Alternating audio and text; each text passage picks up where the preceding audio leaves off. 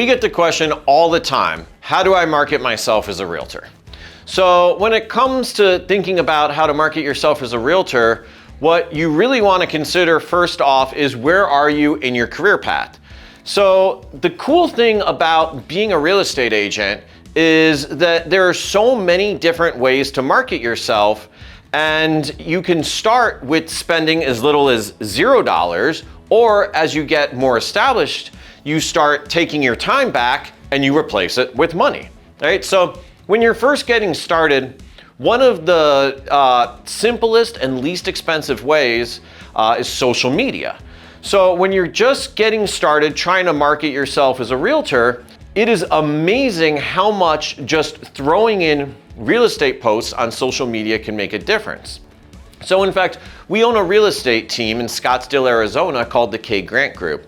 And we have agents that join the team that have been doing real estate for a couple of years and are amazed that just by the fact that we encourage a strong social media presence, all of a sudden, they're getting all of this business from their sphere, right? So it's kind of amazing. It's something that seems so simple, but sometimes is kind of hard to do.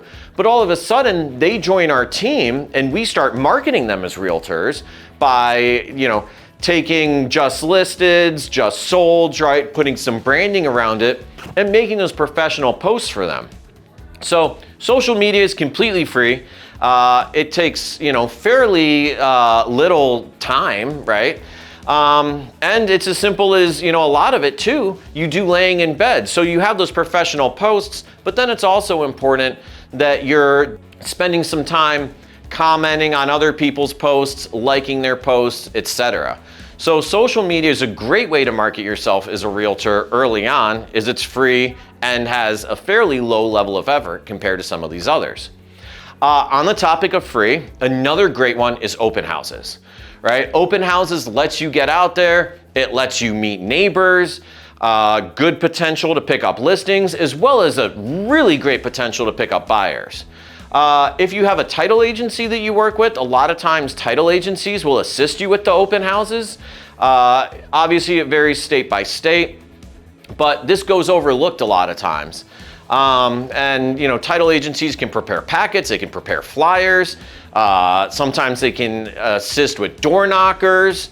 Title agencies can be a really good tool overall when it comes to marketing yourself as a realtor. Obviously, one of my favorites is farming. When we first got into real estate, we, started farming pretty much immediately because we knew that we were getting into it not to do the sweat equity. We were just, already kind of past that point in our careers. And we were all about we want to trade money for more money, right? Versus trading time for money. And so once you're at that point, it's awesome because farming is totally scalable when it comes to marketing yourself as a real estate agent, right? So the keys to farming are that you want to have a good farming mailing list, right? So you want to make sure that you're picking an area that has a decent turnover rate. You want to make sure that there's equity in the homes so that they can actually sell the homes. And you want to make sure it's an area that you know. It's funny, my wife and I always joke around. When we first got into this, we farmed in the suburbs, and we've always been kind of more city people, if you will, right? Lived in condos, and my wife goes on her first listing appointment, and they're asking her about schools. She doesn't know anything about schools. We don't have kids. We've never even lived in an area close to a school at that point. So it is important that you actually know the area. The other real key piece is that you're gonna do it consistently, right? So you wanna make sure that whatever your farm area is that you choose, that you're okay mailing it for a year without getting a listing, right? Or before you get your first listing. So if you're gonna mail 500 pieces a month, then you need to budget for 6,000 pieces, and you need to work backwards in the math, right? And after the first year, it starts to pick up and it snowballs and it gets exponential. But I never want to encourage someone to get into farming for listings without them actually having the bankroll to handle it. Because it does, farming takes money to make money, but that's the best way to leverage your time, right? So like with Wise Pelican, you can have your farming postcards made in less than really 15 minutes. If you're quick, if you're not, less than a couple hours, or generally, we just do it for you if you do any of our subscriptions. But point being is that it's, probably the most leverageable way, right? It's where you can really use the money you've made in real estate to make more money in real estate. Farming postcards are things like, generally we recommend the proof of production postcards, right? So the coming soon, open house, under contract, just listed, just sold. Not in that order. But again, so those are really great postcards because you can mail those one after another, and it's kind of a jump start into that farm. So that's generally one of the better ways to find a farm, right? As long as it has the right turnover rate and the homes have equity. The other good place to start with a farm is always in your own backyard, where people see you. If you have a dog that you walk, put yourself and the dog on there. You always want to be a human to people, right? So, farming is definitely a great way to market yourself as a realtor. It's probably the most tried and proven method over the years, and it's one of those things like there's a reason that agents just keep doing it. And then the other way that there's two aspects to this. I'm referring to websites here. So you always want to have a professional website. That's an absolute must. In the beginning, maybe that's just a landing page. Generally, I would recommend that you get, something with an IDX feed, right? Which means that you actually show the MLS properties on your website. There's probably 100 options of those now. We personally use something called Real Geeks. It seems to have a good bang for your buck. And then we have our own crazy back-end CRM system that we tie into it as well. Real Geeks does have a CRM. And is probably still what I would recommend as one of the best places to start with your website. Because it also includes what's called forced lead capture, which means that when someone comes to your website, they can view one property, two properties, however you configure it, before they're forced to enter their information. When they enter their information to create the account, you now have their email, you have their phone number, now you follow up with them using drip campaigns. I believe a Real Geek site at this point in time is somewhere like $300 to $400 a month. It's not free. It's a real expense.